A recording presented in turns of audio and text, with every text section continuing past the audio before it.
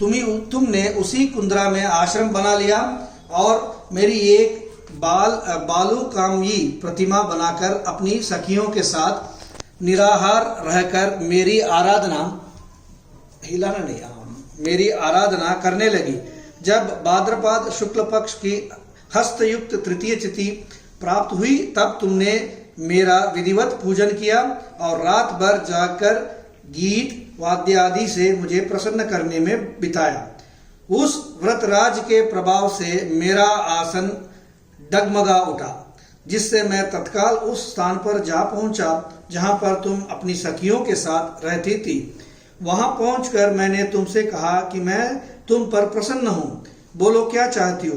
तुमने कहा, मेरे देवता, यदि आप मेरे ऊपर प्रसन्न हैं तो मेरे पति बने। मेरे तथास्तु कहकर कैलाश पर्वत पर वापस आने पर तुमने वह प्रतिमा नदी में प्रवाहित कर दी। सखियों के साथ उस महाव्रत का पारण किया। हिमवान भी तब तक उस वन में तुम्हें खोजते हुए आ पहुंचे।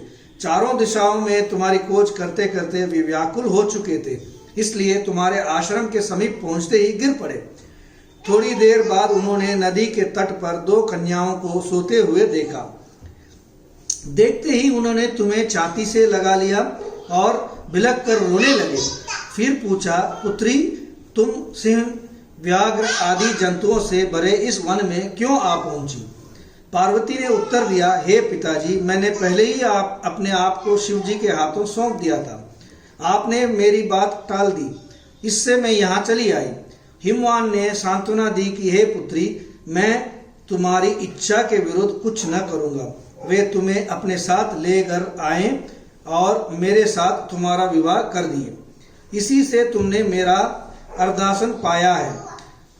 तब से आज तक किसी के सामने मुझे यह व्रत प्रकट करने का अवसर नहीं प्राप्त हुआ। हे देवी, मैं ये बताता हूँ कि इस व्रत का हरित तालिका नाम क्यों पड़ा।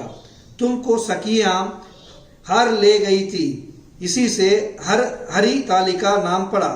पार्वती जी ने कहा, हे प्रभु, आपने नाम तो बताया, अब इसकी विधि भी बताएं। इसका क्या पुण्य है, क्या फल है, क्या व्रत कौन करे, यह व्रत कौन करे। श्री शिव जी पार्वती जी से कहते हैं, हे देवी, मैंने समस्त स्त्री जाति की भलाई के लिए ये उत्तम व्रत बतलाया है। जो स्त्री अपने सौभाग्य की रक्षा करना चाहती हो वह यत्न पूर्वक इस व्रत को करे। केले के कंबे आदि से